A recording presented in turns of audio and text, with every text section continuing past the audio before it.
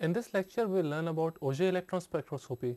Here we say that Auger, it is not pronounced as Auger, but it is pronounced as Auger, A-U-Z-E-Y. So, pronunciation is more like Auger electron spectroscopy, and as we see that we utilize Auger electrons for achieving a particular spectrum. So, that is the reason we call it Auger electron spectroscopy. And Auger electron spectroscopy, the Auger effect was initially observed by Pierre Auger, a French physicist in mid 1920s, and this process has developed only in the late 1960s. And this particular process utilizes emission of low energy electrons, which are generated by the Auger process. What is this Auger process? We will see, we will understand that later on, but it is a surface analytical technique for determining the composition of the surface layer. So, it is highly surface sensitive technique, and that is what we will see in this particular lecture. So, this Auger electron, it was first discovered by Pierre Auger, on which this particular spectroscopic technique is named on, and it was later on developed only in 1960s, which utilizes a low energy electron, which is a Auger electron, to achieve a chemical composition mainly of the surface. It is highly surface sensitive technique. And once we initiate an electron beam, how does this particular process emerges? We will see initially how the electron beam interacts with the material. So, we have this electron beam which comes and interacts with the material. So, there are certain interactions which keep occurring, and it forms overall interaction is contributes certain region of the depth of a material.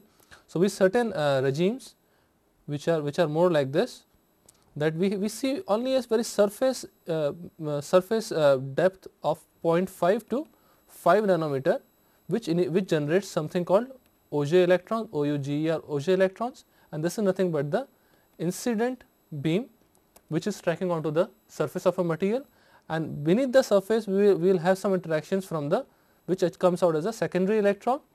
Then we have some elastically scattered electron, some regime of back scattered electrons. Then we have something which is corresponding to the regime of interaction with the electron beam to produce X-rays, and then this is regime of primary electrons, and this regime is coming out from the core level ionization. So, we see that how the electron beam is interacting with the material. We see that the incident beam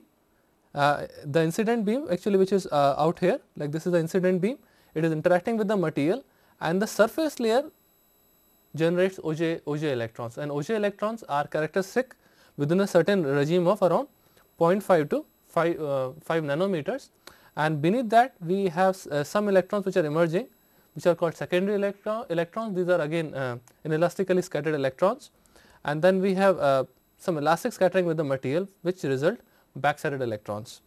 And in this particular lecture, we are more interested in what is happening at the surface layer. So, we are mostly interested in the Auger process for this particular case, and on the Auger analytical volume, it means how much volume is being interacted once the electron beam is interacting with the material to generate some Auger electrons. So, we see that once the electron beam is being incident onto the material, it is interacting only a very small amount, which is corresponding to around 0.5 to 5 nanometer, and this particular analytical volume, this is overall interaction volume.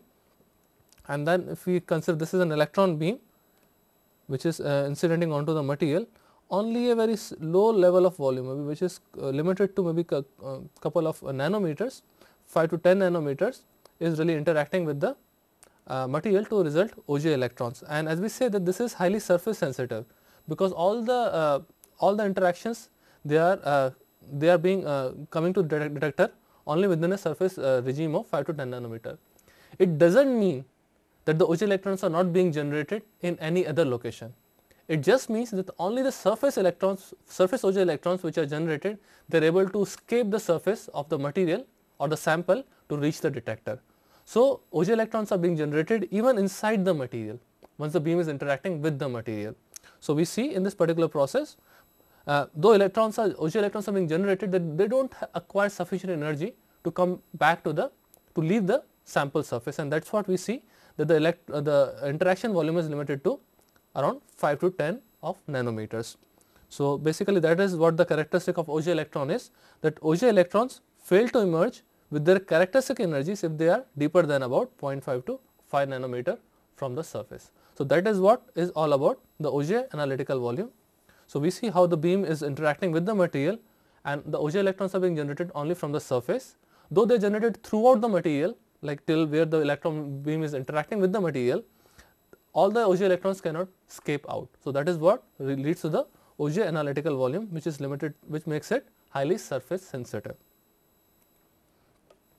And since it is highly surface sensitive and it is coming out from a very narrow regime, it basically has very high resolution, and it can spatially resolve chemical images which are approximately to the order of 100 angstroms or 10 nanometers.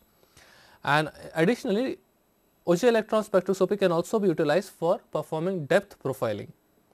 And basically we remove the surface layers, we see what is on the surface, and we start utilizing some ion etching. We can start removing the surface layer and see what is beneath the material. So, we can have the composition of the top surface, and it might be an oxide for a particular material. Then we start etching out using certain ion guns, and then once we etch out the material, we see what is the composition beneath that particular layer, and that is called depth profiling. And Auger electron spectroscopy can be utilized to determine the underlying compositions. So, that is what so nice about it, and it is one of the very essential evaluation tool in the microelectronic industry, because we want to see what are the basic interconnects, or what is there any oxide forming on the surface, or there are very certain connectors or the gold coatings which are basically plated onto microelectronic devices. So, AES becomes a very essential tool in terms of analyzing or in terms of confirming whether the proper connection is achieved, or what is the overall the surface very clean enough to have the conduction at particular level. So, that is what it has become an essential tool, and it is highly versatile and sensitive, as it can detect up to 0.1 atom percent for a particular composition, and therefore, it has become a standard analytical tool also in the research lab. So, that tells its applicability of how Auger electron spectroscopy can be utilized, because it has very high resolution in terms of 10 nanometers, and then it is highly sensitive in terms of being able to detect up to 0.1 atom percent concentration for a particular sample, and that makes it very useful in research as well as proper analysis of certain materials. And though it is highly sensitive, it can detect up to one monolayer which is lying on the surface. So, that tells its capability in terms of detecting a particular composition which is even a single or a monolayer, and it can detect all the elements except hydrogen and helium. Why these things cannot be detected? We will come back as we learn about the Auger process. It needs a minimum of 3 electrons in the process, the Auger process, and since hydrogen and helium, they only have 1 and 2 electrons in the outer shell, it cannot really yield a Auger electron. And since it is highly sensitive, it can also be used for monitoring the surface cleanliness of samples. Since the process is highly surface dependent, like what is the overall surface composition, it is highly surface sensitive. That is the reason we can also detect or monitor what is the cleanliness of a particular sample. And again, it can also do some quantitative compositional analysis of surface regimes by comparing it with some standard sample. So, basically we come to that it can detect even single monolayer, it can also monitor the overall surface cleanliness, and also it becomes a essential tool in terms of quantitative compositional analysis only once when we have some standard sample also available for its comparison. And as we said earlier, the limitations extend to that it cannot detect hydrogen and helium, just because the Auger process itself requires a minimum of 3 electrons in its outermost shell. That is the reason hydrogen and helium are eliminated from its detection, and at the same time it will not provide a non-destructive depth profile. So, if we want to see what is beneath the surface, we obviously need to cut it, we need to remove it. So, that is the reason Auger electron spectroscopy, it can provide depth analysis only once the surface layers are removed. It is unlike that X-ray diffraction, where X-ray can penetrate much more depth in many microns to be able to detect the information from the bulk. But AES, Auger electron spectroscopy, cannot do that, because it is highly surface sensitive. It can penetrate only a depth of around 5 to 10 nanometers, not more. And it also requires that samples be small and compatible with high vacuum. This is because that Auger electron, they are very low energy electron, and since if the electron has to come out of the surface, it has to come out without any interaction. It should be able to come out without any collisions with the atmospheric atoms.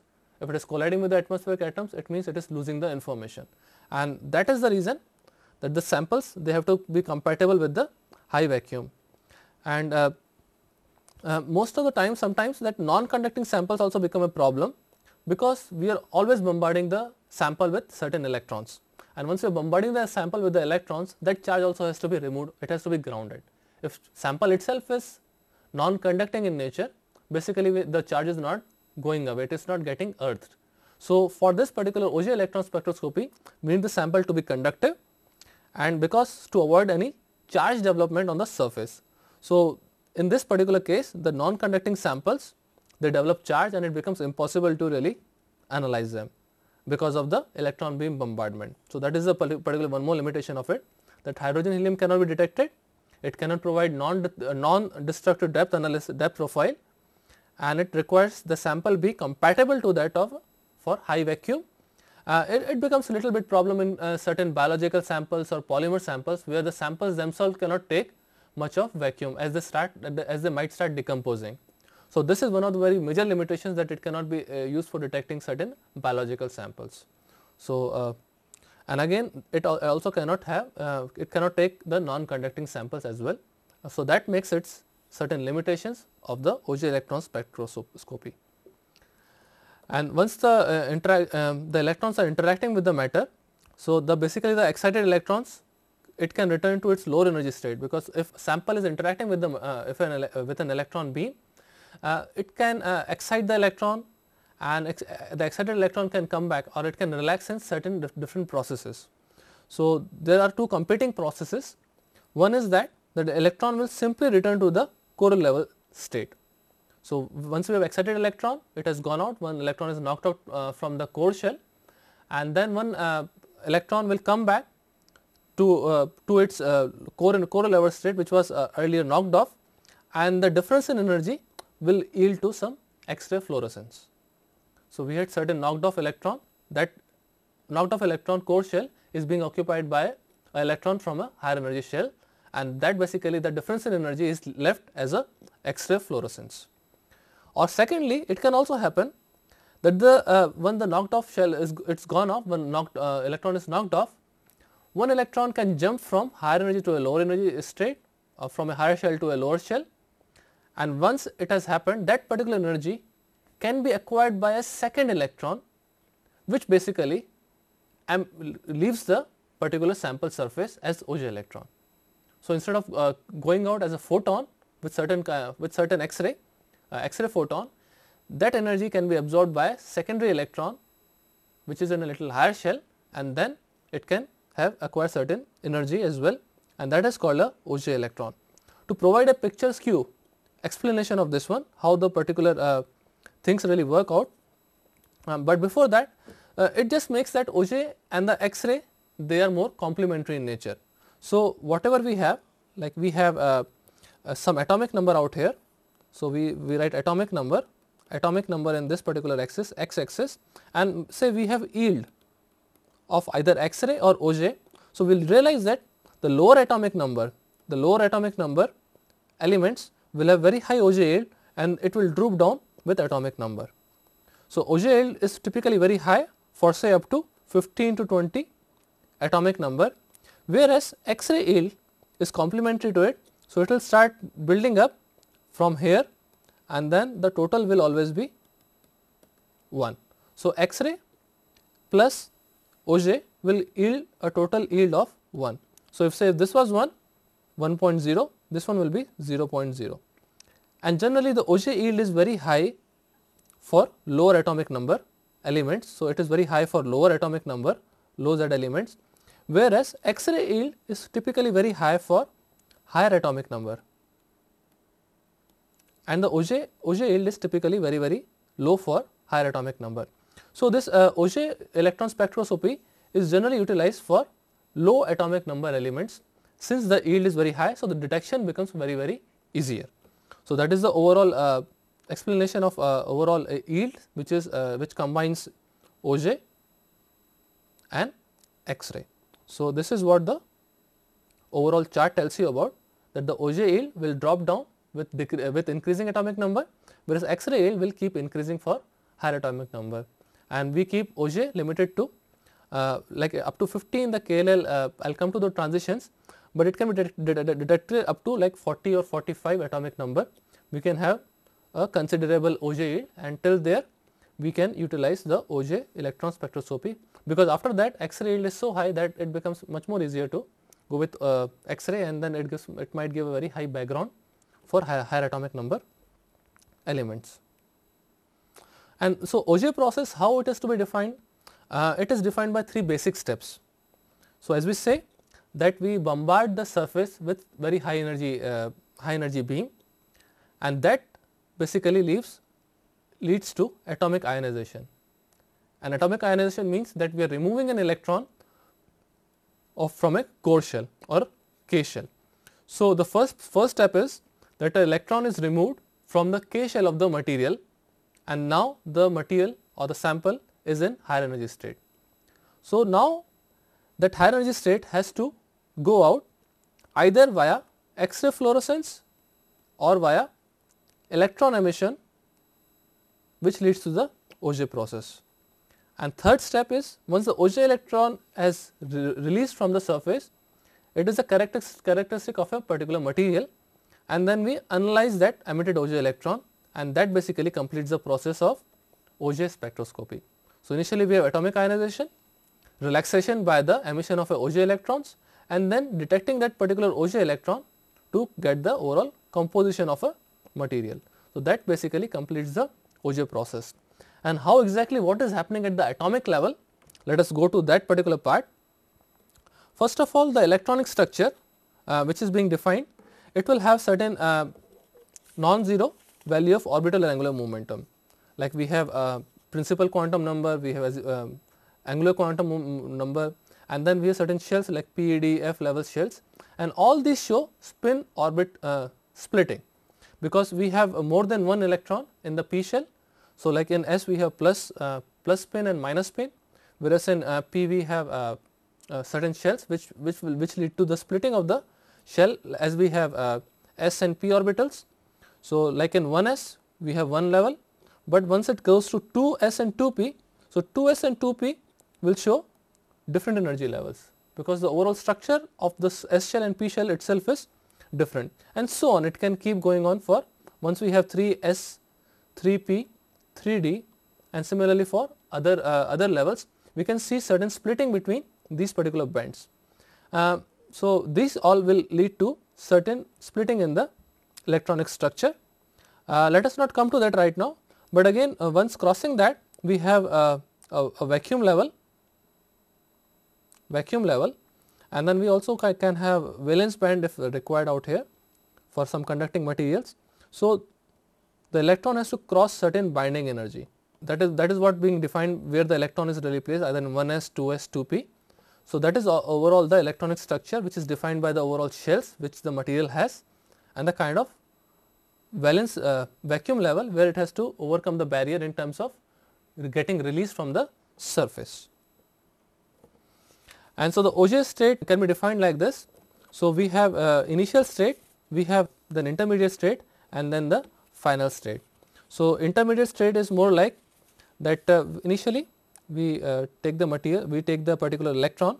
So we have particular electron, and then we are supplying certain energy with h mu. So we have electrons in the S shell, K shell or L shell, and then higher shells.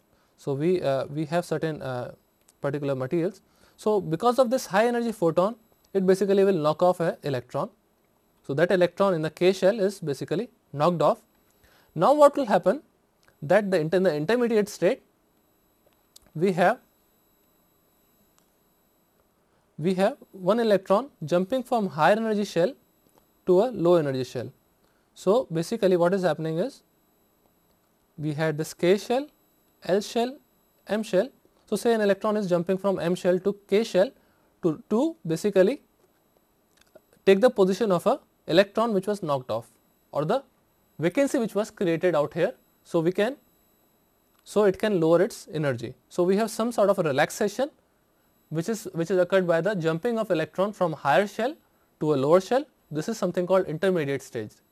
But the final state will be more like this, that the additional energy which is being released by the material, it is acquired by electron in a higher shell, it acquires the overall energy and then it basically leaves off as a Auger electron.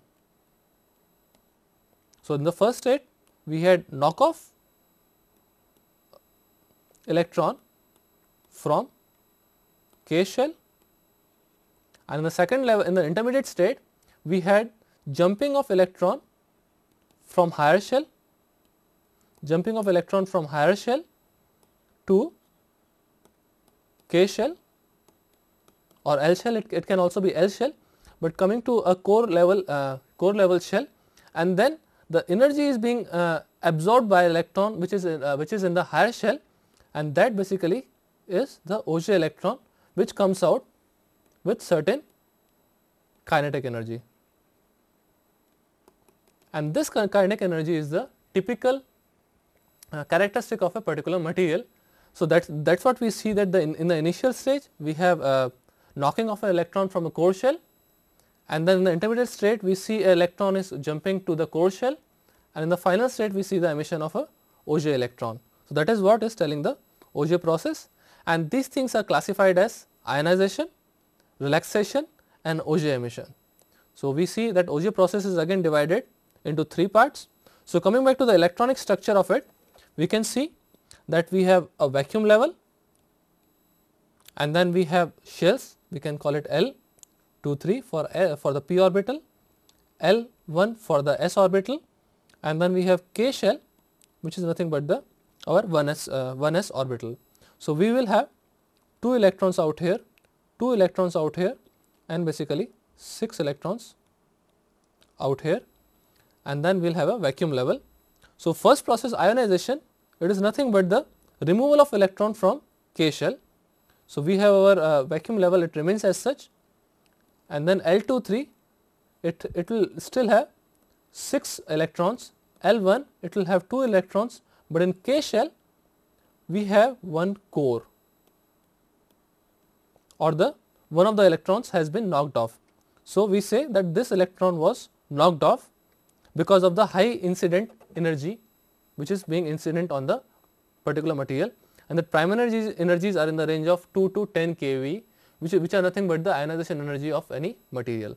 So, we see that once we are inserting certain energy or electron beam on a certain material, it is knocking off an electron from core level shell, which is the K shell, and it creates a vacancy or a core in the K shell. So, the first step in this particular Auger process is that we see that a core is created, and then the other shells remains as such. So, L1 and L23 they remain as such, and the only thing is we are creating a particular core hole in this first step. And going to the second step of relaxation and Auger emission, we see that one electron from a higher level jumps to fill an initial core. So, the same thing we see here, that we had created a hole earlier. So, this was our vacuum level, and then we had this L2 shell, then we had L1 shell, L2 3 and L1, and then we had a K shell. So, since we had a core, an electron can jump from higher shell to a lower shell, or it means from L1 or L2 3, any one of the electrons will jump to the lower energy shell. So, we see that one of the electrons is jumping out here from L1 to K, and then this released energy, because once the electron is jumping from a higher energy shell to a lower energy shell, basically there will be some additional energy which will be available with the material, and that particular extra energy is now being released. So, first step was ionization. In the second step, we have jumping of electron from high energy shell to a low energy shell. Therefore, there is some gap or some difference in energy which is being released. So, that is what we are seeing. So, we will have certain energy release, and that will again lead to, so that can again go back, that we now our K shell is already filled, and L1 and L2 3. If the electron had jumped from L1, So, we had only 2 electrons out here. So, now we will have only 1 electron out here, and then we will have certain say couple of 6 electrons. But now that additional energy can be occupied by this particular electron, it can go out as a Auger electron while overcoming any binding energy. So, this Auger electron has to cross certain energy barrier to be able to get released from the surface. So, we see the overall thing. Firstly, a material is getting ionized, K shell electron is getting released. Then there is a jumping of electrons from a higher energy shell like L shell. Say in this case we had a jumping of L1 electron to the K shell. So, that now that will release certain energy, and that particular energy is being absorbed by the electron in the L23 shell, and that goes off as the Auger electron while overcoming the binding energy barrier. So, this energy is basically being utilized for overcoming the binding energy of this second electron. So, this particular second electron is this particular case, and this thing basically it is coming out as the Auger electron, and it will have certain kinetic energy as well, because the overall energy is overcoming binding energy plus acquiring certain energy, which is nothing but the kinetic energy of the released electron.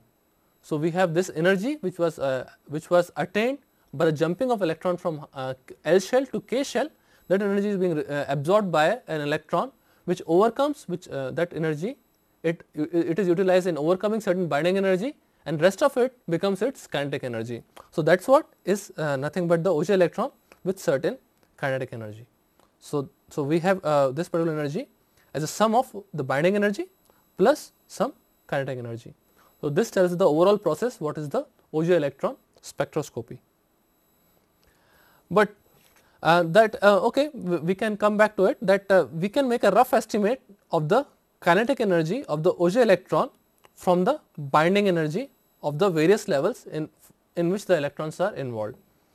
And in this particular case we can see that we had the energy which is being released is the difference between the energy levels of Ek minus EL1, because we had L1 electron had jumped to the K level electron. So, this is the overall energy which was being released, and this energy is again absorbed by the L23 in overcoming its binding energy. So, we see that kinetic energy is equal to Ek minus EL1 minus EL23.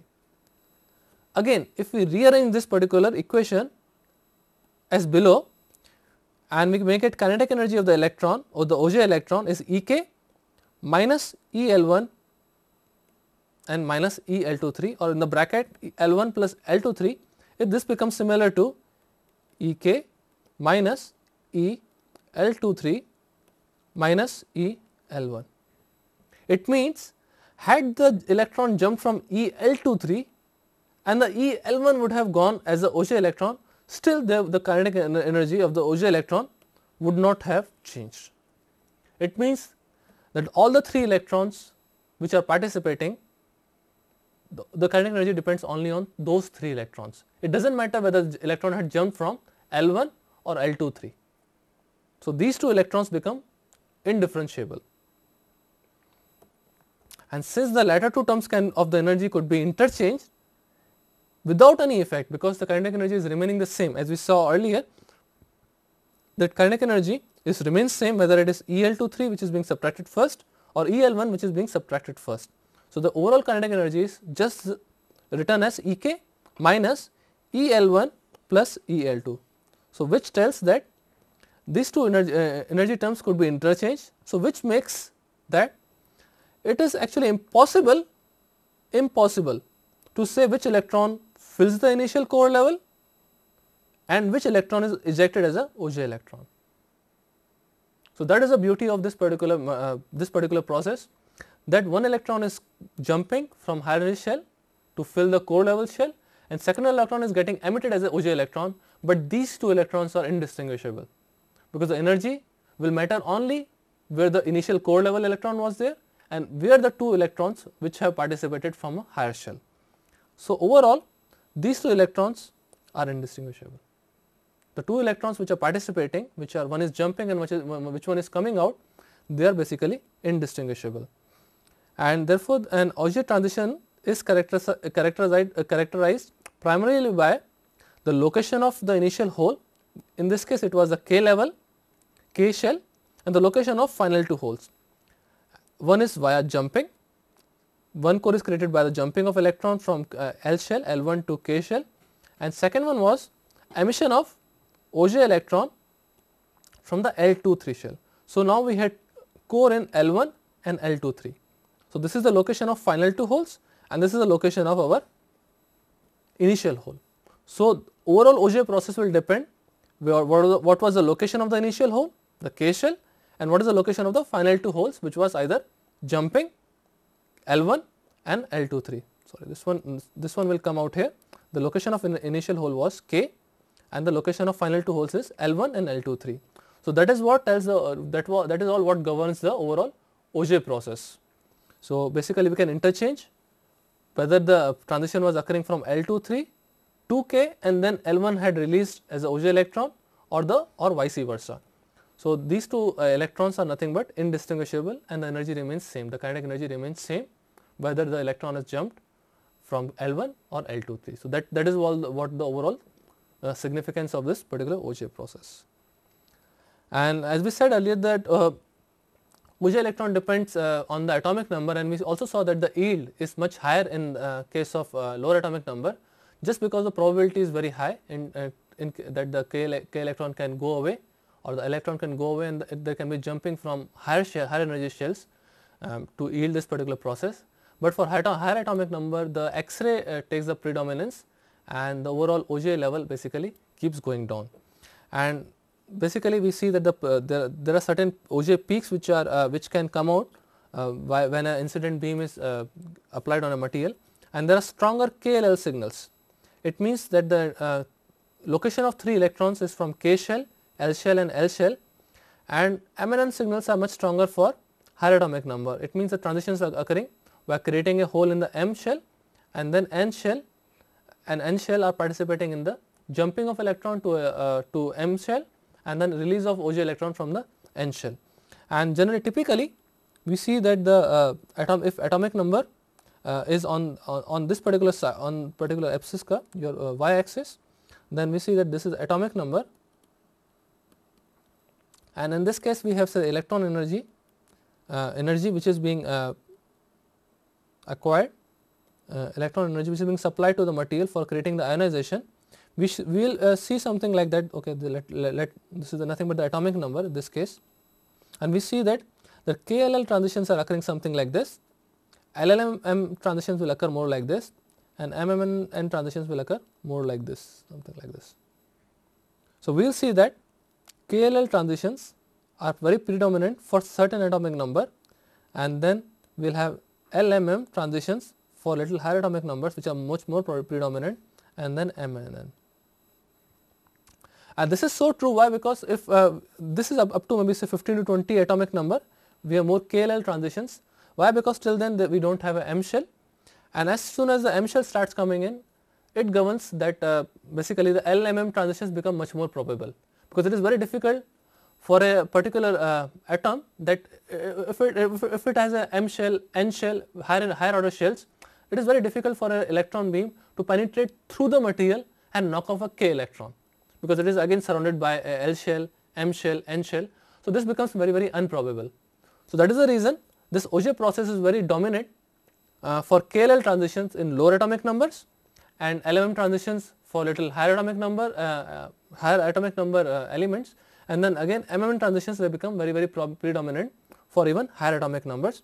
So, approximately up to around 50 LMM transitions are much more probable, and again 80, 90 atomic number MNN transitions, they are much more probable.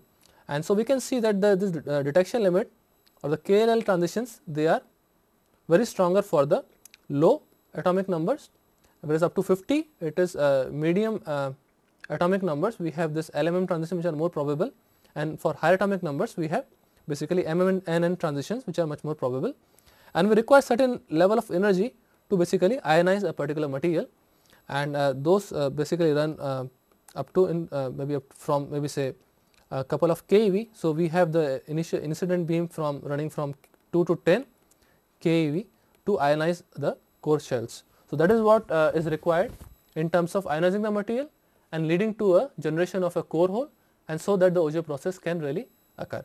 And as we see in this particular process, we require at least 3 electrons, one transition to cause ionization and 2 more electrons to cause a jump and release of Auger electrons.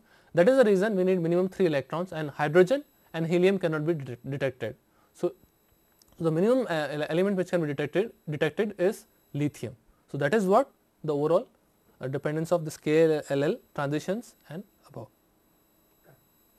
So, the Auger spectrum looks more like this, that we have to supply certain electron beam which ranges from around 2 to 10 keV to ionize a particular material, and then but these peaks are basically they are on a very high background.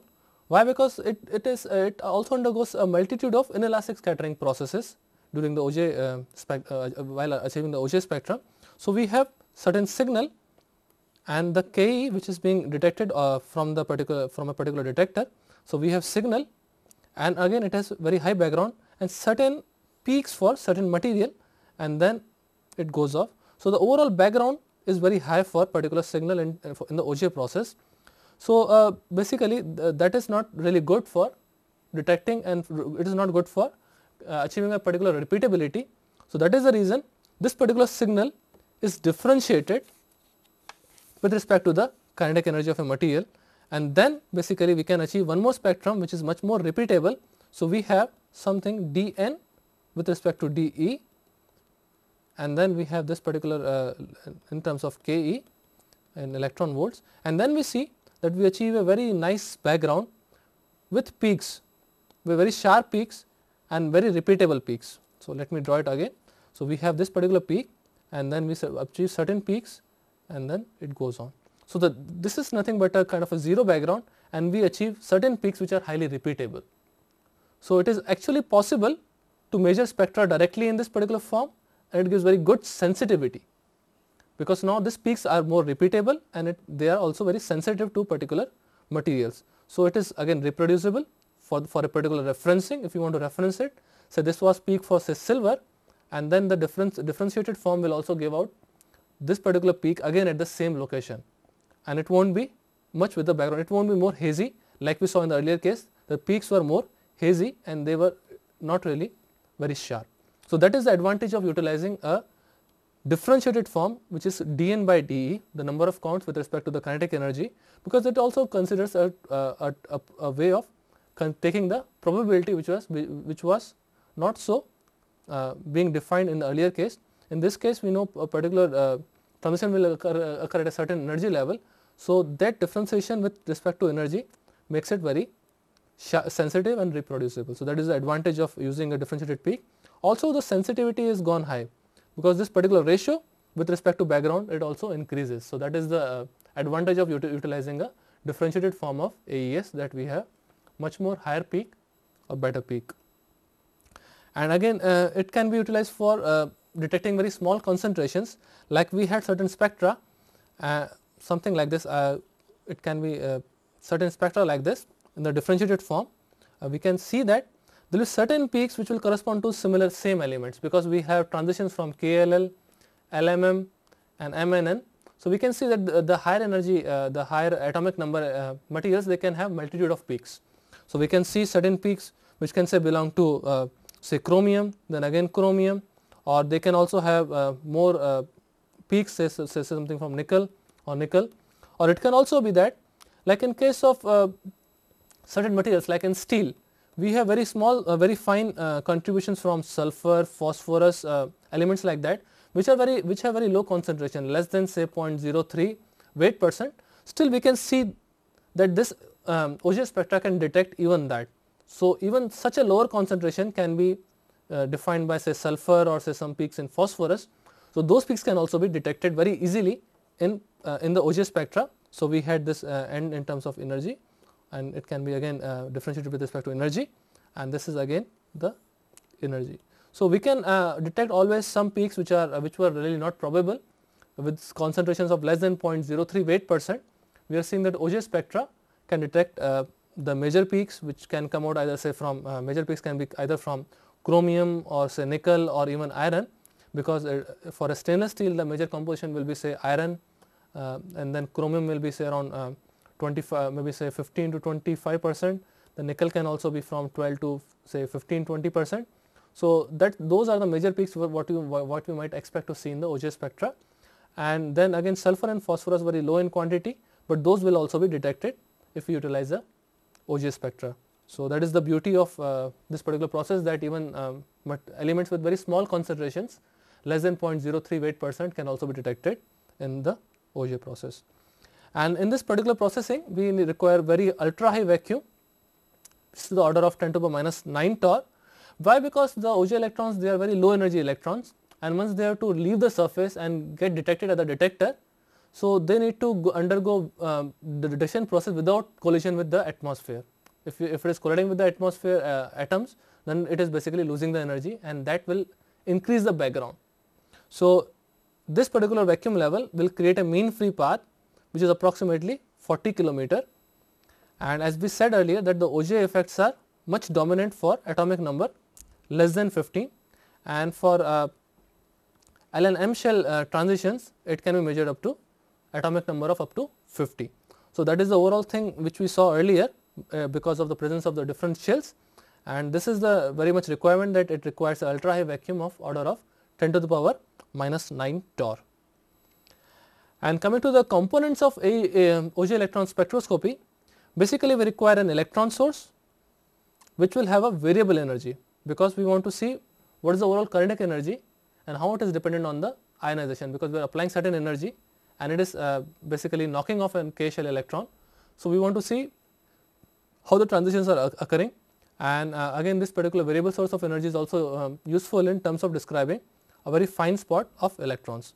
So we should have an electron source which should have a variable energy source, and then this electron has to go through a electron energy analyzer, and there are different types of analyzer which can be a spherical sector or hemispherical sector, and then it has to basically pass through a electron detector. So electron energy analyzer will separate out of the energies, and then those energies, once it is filtered, it will basically get at electron detector, where it can basically be detected that, oh, this is an electron, and then that the intensity of that particular detection will be counted. At the same time, the measurements have to be done in the ultra high vacuum, just because that the Auger electrons which can travel from surface to the detector without any collision, and secondly the surface cleaning is also one of the very critical features out here, that once as soon as we take the sample from a particular location to the Auger chamber, then it can get contaminated depending on its reactivity. So we want to keep the sample clean, and so to avoid the particular contamination, we want to use a ultra high vacuum which is to the order of 10 to the power minus 9 torr. And there are certain other options which can be available with Auger electron spectroscopy, is something called ion source. Ion source can be utilized for cleaning the surface prior to the analysis. So if you want to measure a very clean surface, say if you take a sample, it gets oxidized, we want to clean the surface to see what is the actual surface, and so that we can measure its concentration depth profile, and then we can measure it. So that is an accessory to the Auger electron spectroscopy. And coming to the analyzer part, there are certain analyzers. One of them is cylindrical mirror analyzer. It has basically some concentric electrodes, and then those electrodes are basically on we apply certain bias to it, and then it can allow only certain energy levels to pass through it. If it is higher energy, it will be absorbed by one of the electrodes, lower energy, then it will be absorbed by another electrode, and those two electrodes are again earths. So basically certain energy gap can only traverse through a particular concentric electrode setup. So cylindrical mirror setup. So that basically determines the pass energy, and then it allows only a certain or a narrow range of kinetic energy to pass through it, and basically the similar system also can be utilized by using a hemispherical analyzer. So how the particular analyzer looks like, okay, let us go back to it and let us see how the cylindrical mirror analyzer looks like.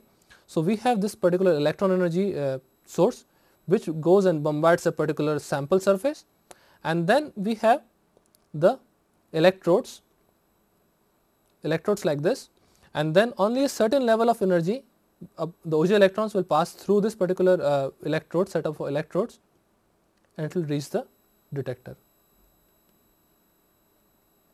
if it basically coincides with one of the electrodes, this electrode or this electrode, the energy level, all the electron will get absorbed onto the electrodes. So only the bias on these two electrodes will basically decide how much the particular energy is allowed through the particular analyzer. So we have electron energy source which interacts with the sample, and then we have the Auger electrons which are emitted and they pass through the analyzer, and only a certain energy is basically allowed to pass through and to reach the detector, and that is how this particular cylindrical mirror analyzer really works. And this was a one pass filter. We can also have two pass filter where we can see more like this, that electron gun, it is interacting with the material, and then basically it is coming out at a certain energy is coming out. And to verify that this is again the same energy level, we can have one more set of electrodes out here. Again these electrodes will make a second pass. So this is first pass, and then again you have certain kind of opening, and then you again have these two electrodes which will again decide the overall energy, and then it will have a detector. So this is nothing but the second pass. So we had this particular electron gun, it is interacting with the sample out here, and then we have Auger electrons which pass through the first pass, and then this becomes the second pass, and then we have again electrons going out through the analyzer like this. So we have again the detector out here, and which detects the overall intensity of electrons through this particular process. And now comes the important part. Once it has passed through the passed through the analyzer, now we have to detect what is the overall count of the Auger electrons. So basically we have to focus the electrons which were basically coming out. So basically we have focused electrons are incident on a sample, and then they are passed through the cylindrical mirror analyzer for the analysis part, and then we have its detection where they are multiplied and signal is sent to the data processing. So we have photomultiplier tubes or the diodes which basically detect the electron and multiply it. So again we can have single channel detector or multi-channel detector, depending on, it can be a continuous diode surface or a photomultiplier tube, and then the collected Auger electrons are basically captured, and then they are plotted as a function of energy against the broad secondary electron background spectrum. So since it has a very huge background, then again it can be again later on differentiated to achieve a very nice repeatable sensitive Auger spectrum, which is dN by dE with respect to the energy. And that is what we have. We have first its analysis, and then the detection part comes through the multi-channel or the single channel detector, either by photomultiplier tube or through continuous diode surfaces. And one more thing to mention is that the energy of Auger electrons is in between that of a secondary electron and a backsided electron. And again once we have detected it, we can have the quantitative measurement of a Auger composition, that the atomic concentration of an element can be given by this particular equation, where x is the intensity of the unknown specimen. So x is the intensity coming out from an unknown specimen, and I is the pure element. So I is the pure element and x is the unknown specimen, and then we have I is the intensity of the Auger signal, and S is coming out from the relative intensity. So by comparing in this particular manner, we can see what is the overall signal which is coming out from the sample, and what is the overall signal which is coming out from the standard sample. So by comparing those two, we can say what is the overall concentration of X in particular sample. So we need to have pure samples available to be able to say what is the overall concentration of that particular material in the unknown sample. And again it can be utilized for Auger depth profiling, and it can detect what is beneath the surface or the buried layer, what are the overall compositions which are basically can be attained out here. So basically we have a surface and it is being bombarded by an ion source, so it basically starts eating the surface, and now we have some surface which is beneath the original layer. So the Auger process, it can detect its composition from step 1, and it can also detect composition after the sample has been etched. So, this can particularly provide what is the composition at level 1 and what is the composition level at level 2. And while this particular ion beam is etching the surface, it is necessary to know what is the etching time, because depending on the material, depending on the energy of the ion beam, the way it will eat out the material will be very different. One material will be eaten away quicker, second material can be eaten away a little slower. Also depending on the current or the ion beam intensity, again the etching level will be little different. So, but then the Auger signals which are coming out from the surface, they can be correlated with the overall depth of a particular material, and it can provide us information of what is the particular material concentration with respect to depth. So, this depth or the etching time can be correlated here with respect to percent composition out here. So, coming to just one example, so say if we had a particular material and say we saw some peaks out here and then it is dying out like this, it means this particular material was sensitive only on the surface for say certain nanometer regime. So, it was 2 or 3 nanometer in terms of depth, in terms of percent composition. So, this particular material, and then we can also see something more is forming on the surface. So, this was oxygen and say this one was silicon. So, we can say there is some formation of silicon oxide on the surface. So, we can say that probably oxygen level will go down, and then we can say that there was some higher concentration of a material, say it was silicon and then again oxygen. We can say silicon oxide was basically predominant at this particular on the surface, whereas say the bulk was say something like this. So, silicon and then oxygen, and then say we had something like indium. So, we can say the bulk of it is formed of indium, whereas it was probably coated with some silicon and which is formed a oxide. So, we can say that SiO2 is forming on an indium bulk. So, that is how it will tell that what is the overall material, which is basically being what is really happening on the surface, and how this depth profiling can help us identify what is happening beneath the surface. So, via ion etching we can via this particular process we can see that with the increasing depth we are seeing increasing concentration of indium and decreasing concentration of silicon and oxygen. So, it means that there was some silicon oxide which might have formed on the surface. One more dimension can be given to it is that it can also happen that we had silicon and then it was going like this, and then we had some oxygen and then it drops much earlier to that. So, it means that silicon oxide is forming only to a certain thickness, and there is again some more regime where silicon is still intact. So, we have formation of some silicon oxide on the surface, beneath that we have some silicon, and then we have some indium on which the particular silicon might have been coated. So, that tells the overall depth profile of a particular Auger process. So, now coming back to the overall features of the Auger electron spectroscopy to summarize the overall lecture, that we have characteristic energy losses. They can occur because of plasmon losses or which can be again channeled through in the photoelectron spectroscopy. So, they basically create the background, and then there can be a charging of insulating samples.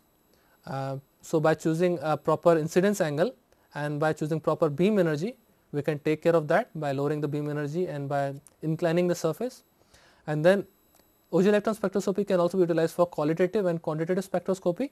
It can also be used for the depth profiling part. And basically in this Auger electron spectroscopy we realize that we have basically Auger process arising from 3 electrons. One is the core level electron which is basically knocked off. Then we have 1 electron jumping from higher energy shell to a lower energy shell, and then third thing, that energy is absorbed by an electron which basically is emitted via overcoming the binding energy, that is called a Auger electron. And we saw that how the overall instrumentation is also done, that we have incident electron beam energy source, and then we have something called analyzer that basically allows only a certain energy levels to pass through it, and that allows only certain electrons to come out with certain energy levels, and that is being detected by a detector via some diodes or photomultiplier tubes, and that thing is again plotted as curve with respect to energy. So, we have signal count with respect to energy, and to make it much more precise, we take a differentiated form in with respect to dN by dE with respect to energy, and that is much more sensitive and much more repeatable. And then we also saw that the Auger electron spectroscopy can also be utilized for depth profiling via doing the surface by applying certain ion beam and then etching out the surface and then seeing what is happening beneath the surface to comment on what is the overall composition of the overall sample which was under consideration, and it can also tell you what is happening beneath the surface and so on. So basically we end our lecture here. Thanks a lot.